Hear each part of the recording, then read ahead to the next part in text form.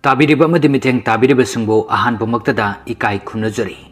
Ngasi amuk Pumnamakida Sem Sadun Puzer Liba, Flamasugi Mumming. Oceans 11. Haidiba Flamasi 2001 Gate, December 7 the release Tokiba, Flam Amani. Flamasugi director, Steven Soderbergh. Flamasi the Maru Oina, Saktam Langlibasing Karadang Palabada. Danny Ocean the Saktam da, George Clooney. Tess Ocean the Saktam da, Julia Roberts. Linus Carl Duel the Saktam da, Matt Damon. Rusty Ryan the Saktam da, Brad Pitt. Amasung Terry Benedict Saktam da, Andy Garcia. Flamasi Maru Oina Crime Amasung Comedy da based over Flam Amani. Flamasi rating sing IMDb da 10 gi manung da 7.7. Rotten Tomatoes da 83%.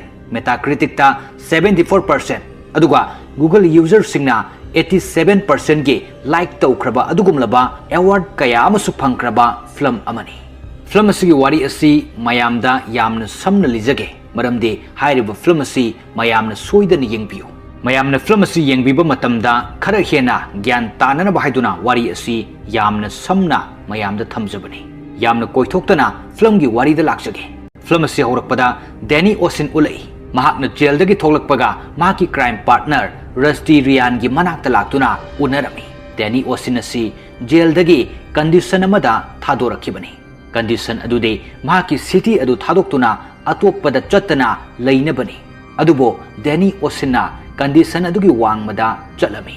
Mathangi senda Danny amasung Rusty na California dagi Las Vegas ta chatlami. Mafam aduda makhoi ani makhoi gi hanagi partner amaga thengnarami. Makhoi gi partner asigi maming Reuben kawi. Mafam aduda makhoi anina Reuben da huran bagi plan ama hairami. Ahan bada Reuben na makhoi ani gi plan adu yaramde. Adubo plan adu gi matang da munna khanglaba matung dade mahak na yarami. Makhoi na huran bagi plan tawriba adudi. Las Vegas ke yamna chawba casino ahum da lut tawbagini. Hairiba casino ahum adugi mapugi maming de Terry kawi. Reuben amasung Terry hanadagi yeknaba oiduna lakbani.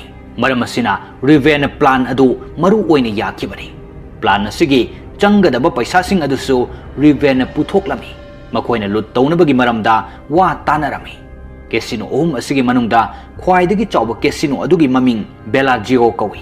Hairiba khwaidagi chawba casino aduda atopa casino singdagi fanglakpa khudingmak puraktuna thami. Maramasina makoina khale. Madude casino ahumak lut tawdrabasu achauba Bellagio hariba casino adu khaktada lut tawraga yarani haina. Makoina hariba mafam adu lut tawbada 160 million US dollar fangani haina panarami.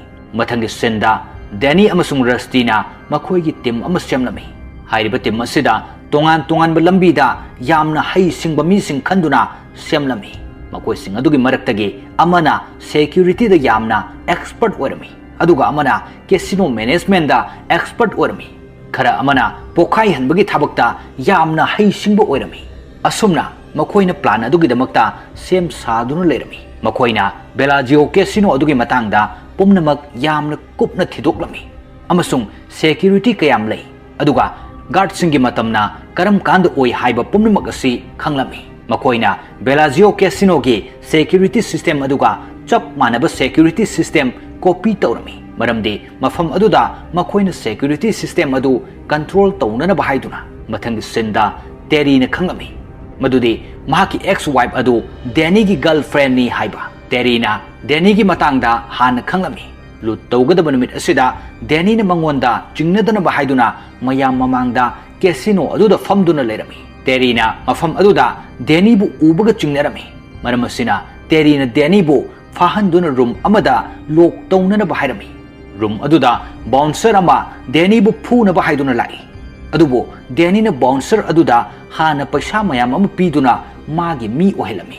Bouncer aduna Danny gi mateng tawduna room adugi mathaktagi room aduda makhoi gi team gi miyoi khara changlaklami. Makhoina room adudagi security room da chatuna vault amadagi paisa mayam ama yaufam da chalami. Team members sing adu hairiba vault room adu yauraktuna makhoi gi plan gi matung inna thabak tawba horami. Nakan amada Rusty na Terry gi assistant da phone ama hapsilami. Phone aduda Rusty na call tawrakladuna Terry da pina bahairami. Aduga hairi nahaki vault room adu aikhoina seize tawsinkre. Hojikti nahak na mafam adudagi kari amata puthokpa yararoi aduga room aduda nangi mi amata changu sungomlaroi maram asin mafam aduda leiriba paisa adugi tangkhai ama ingonda piyo aduga tangkhai amana nangi adum oijo masigi atopada nahaki atopa upay amata leite terina camera dagi vault room da changlami mafam adu ubada terina chingnarami aduga manung aduda atopa mi singsu urami room adu manung lomdagi loksu tawbu urami mathang senda SWAT team ama ulai SWAT team haribasi police singi team amani makoi sing adu mafam aduda changlaklami asumna SWAT team amasung manungda leiriba Danny gi team aduga nongmai kapnarami koina kapnaraba matungda vault room aduda SWAT ki team aduna yamna sathina pokhai halaklami thodok adudagi vault room dagi wall adu makhada taduna paisa mayam ama paithorai SWAT team aduna mafam adudagi maru oiba potse sing puthoraktuna thoglaklami terina chingnaba ama fauduna camera gi video da hanna yenglami maduda mahakna khanglai madudi vault room adugi floor da mahakna Bellagio haina hana iduna thamkiba adu leiramdaba aduda tasengbagi de teri da uliba video adu Danny gi team gi mina semjinduna uhanba video amani video adu da uliba mafam adu teri gi training room amani asumna Danny amasung makhoi gi team na teri bu angau bu semduna thamlibani aikhoina khangi madudi SWAT team laklamba adu atai kana sunate Danny gi team gi miyoi singna saduna laklambani SWAT team na puthokuna lakhiba potse sing adu atai kari sunate teri gi paisa sing aduni makoina mafam aduda pumnamaki mamangda kana amatada chingna handana teri gi paisa sing adu puduna lakhibani asomdana Danny na room da bouncer aduga manaduna lok tobu saduna lerami terina thodok ase Danny gi plan amani haiba khanglami adubo Danny na lamjadaba saduna mahak thodok ase gi matangda kari amata khangde haina khongpham chetna lepi terina yamna sauraduna Danny bu police ta sinarami police singaduna terina haiba adugi maralgi proof phangdaban maram oraga Danny bu thodok adugi oinadi maral leite hairami adubo Danny na condition ngaktabagi maraldi leirami haibadi police na mahakpu California dagi atopa mafam da chatpagi ayaba piramde aduga mahakna Las Vegas ta leiramba adugi damakta Danny bu police na puduna chatki mathangi senda Danny gi team adu ulai makoina hana haina khibagi matung ina paisa sing adu chap manana yenaba tarami asumna makoina paisa sing adu chap manana yenaduna makoi gi mafamda hannarakhi matam kayagi matungda Danny na amuk jail dagi magi matam loiraduna thoglaki jail adugi mapanda Rusty amasung